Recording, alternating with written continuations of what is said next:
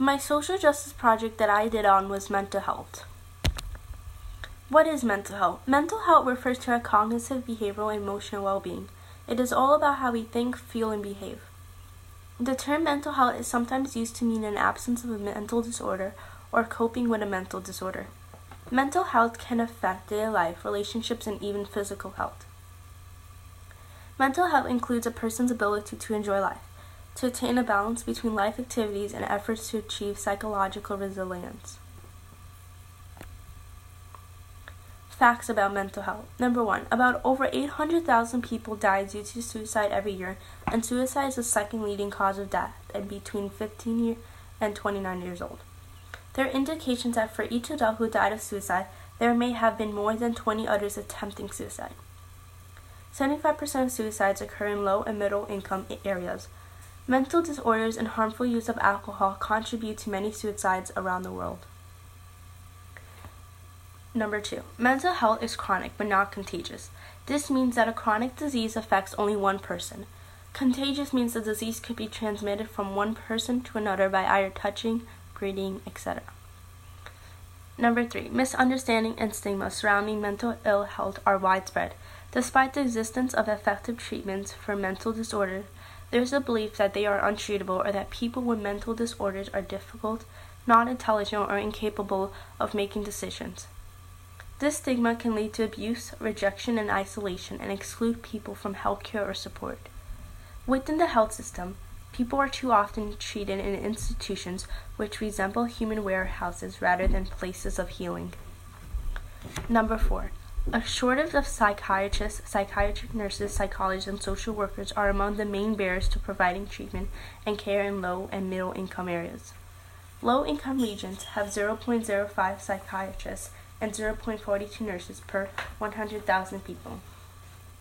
The rate of psychiatrists in high-income areas is 170 times greater, and for nurses it is 70 times greater. Number 5, mental health can happen to anyone. Many people suffer from mental health issues, and they don't even know that they are suffering. My community service site. The community service site that I worked at was at the NYU Bellevue Hospital in Manhattan. I observed the social workers doing their job in the social work department of the hospital. I observed how they worked with mental health patients who needed help when they arrived in the hospital and when they left. The social workers had to interview the patients to determine what type of services that they needed. For example, if the person was a mental health patient but was not taking the medications, they needed to make arrangements for a medical person to visit the patient at their home to make sure that medications were taken. This became complicated when the person was homeless because there was no medical help available in the shelters, and the patient came back to the hospital and the cycle was repeated again. I saw that this was a frustrating part of the job of the social worker because they do not have additional support that they needed to help a patient. I could not be present anywhere near patients because it was a policy of the hospital. Sometimes the social worker also had to make arrangements so that the patients can go to a safe environment when they leave the hospital.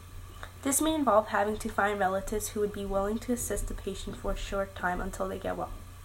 If the patient was mentally ill, then the social worker needed to make long-term arrangements so that eventually they will become self-sufficient.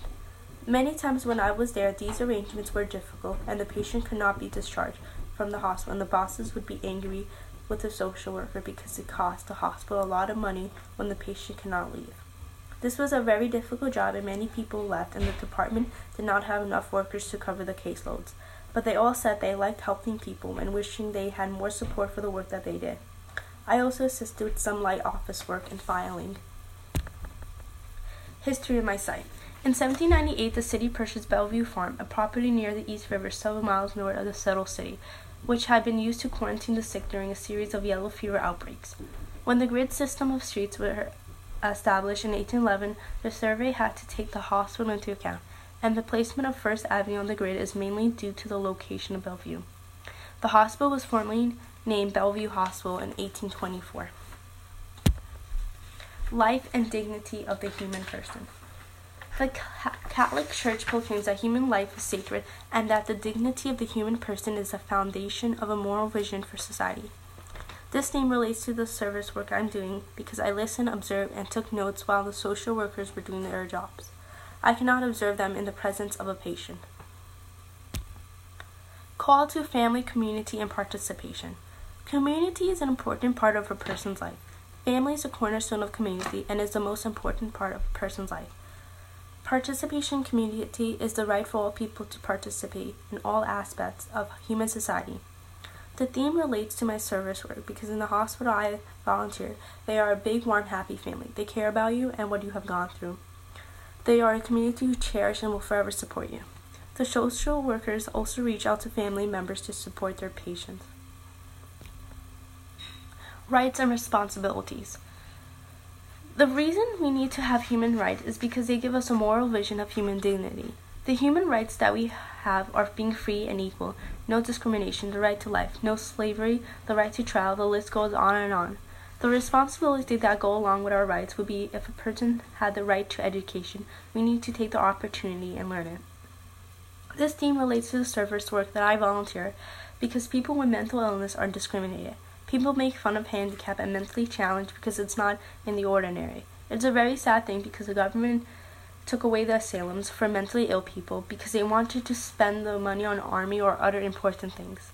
The government didn't think mental health people needed a special home. People with mental illness went back on the streets and became homeless. The human rights of these individuals, such as the right to live with dignity, the right to earn a living, the right to live without discrimination, are related to my service work. The needs of everyone must be addressed, and the needs of the mentally ill people are just as important as other people. Options for the poor and the vulnerable. We are called to put the needs of the poor and vulnerable first. We believe political institutions should craft a just and fair policy. The mental health needs of the poor and vulnerable are not addressed since there is less medical personnel available in low-income areas. This means that access to treatment for the poor and vulnerable who are mentally ill is not the same for similar people in high-income areas. In my work, I observe that it is the poor and vulnerable that need these services even more. The dignity of work and the rights of workers. Human beings need to work in order to earn money to live.